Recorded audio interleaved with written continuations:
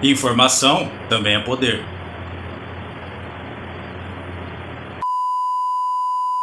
Bom dia, boa tarde, boa noite.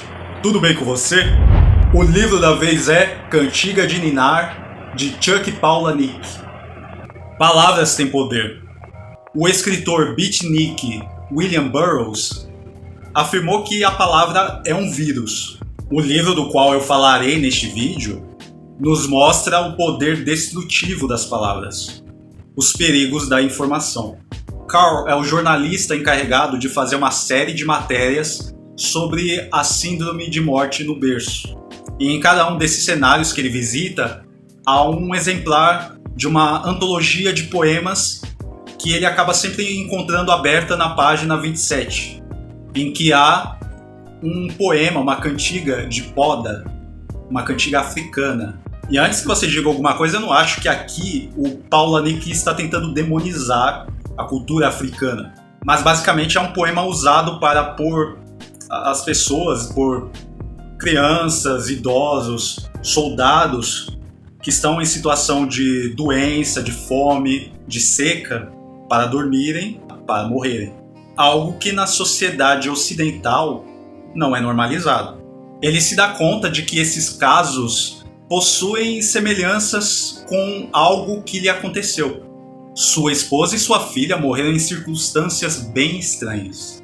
Ellen é uma corretora de imóveis que vende casas assombradas. Ela também tem uma história pessoal de perdas. Quando a história começa a ser contada após os fatos, Carl já nos revela no início do livro que Ellen está morta, mas não morta. O que isso quer dizer?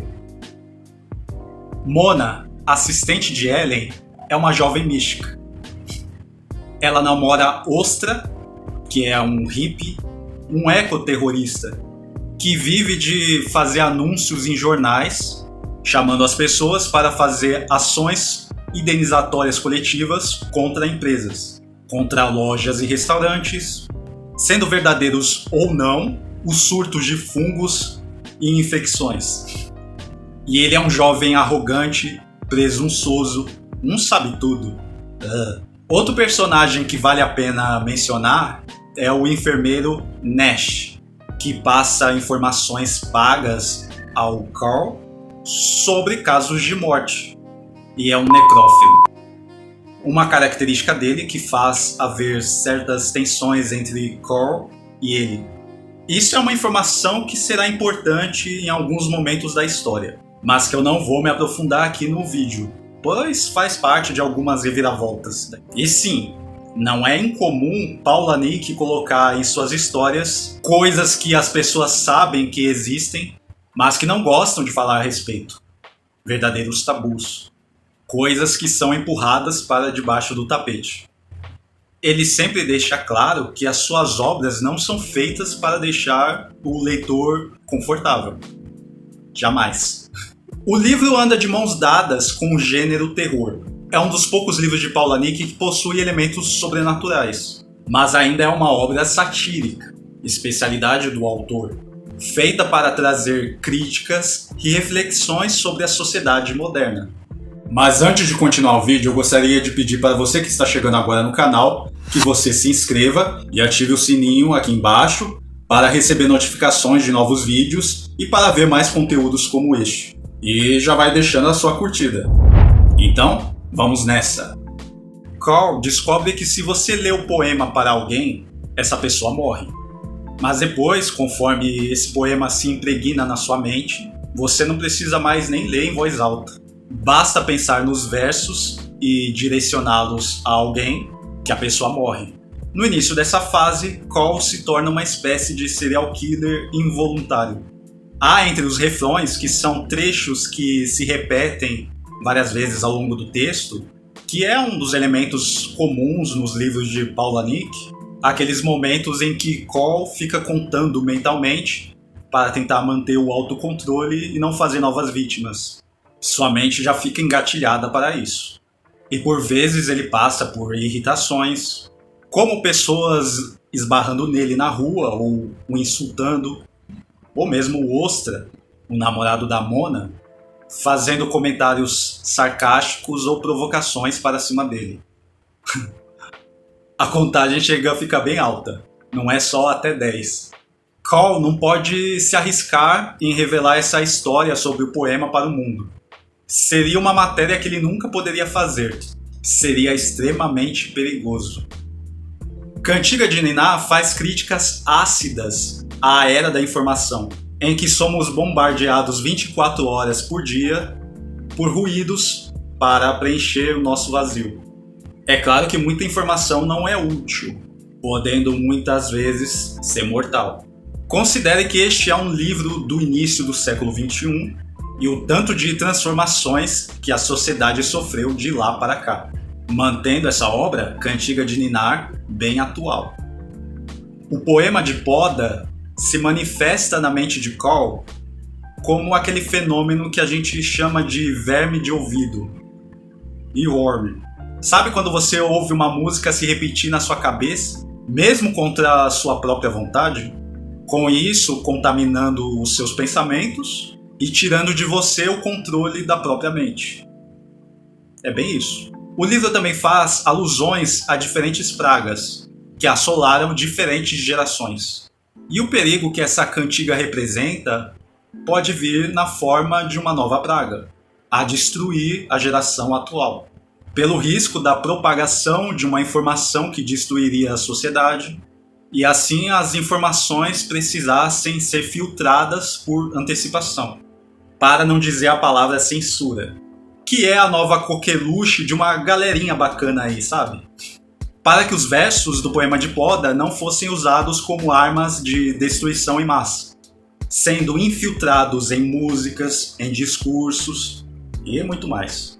Imagina um mundo em que os filmes fossem destruídos por causa do medo, livros sendo queimados. Pois é uma perspectiva terrível de se imaginar.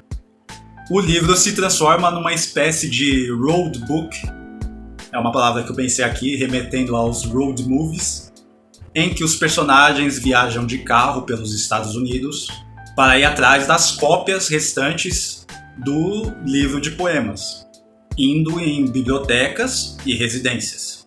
O quarteto formado por Cole, Ellen, Mona e Ostra precisa eliminar a página 27 dos exemplares da antologia de poemas sem as pessoas perceberem.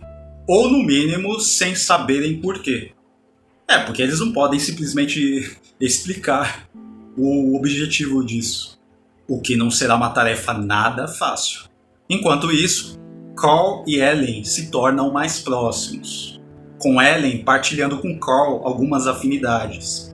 Primeiramente por ter sofrido também algumas perdas familiares por ter tido acesso ao poema, mas também por ambos terem adquirido um certo poder sobre a vida e a morte. Um poder que eles guardam para si, não dividindo o poema com Mona e Ostra, que estão nessa missão com eles. Mas é como se eles representassem os filhos que acompanham os pais, mas que não têm controle ou autoridade, autonomia sobre o que eles estão fazendo. O quarteto é como se fosse uma família disfuncional. Mona e Ostra sendo os filhos que Cole e Ellen teriam se os filhos deles não tivessem morrido. Uma família disfuncional com um propósito, um objetivo em comum. O livro faz algumas interrupções na linha principal de história e mostra em alguns capítulos o futuro, em que Cole e um policial que é chamado por ele de Sarja vão atrás de milagres. Milagres é uma maneira de dizer, né? Eles vão atrás de eventos estranhos que estão acontecendo. Milagres estranhos que são operados por aí.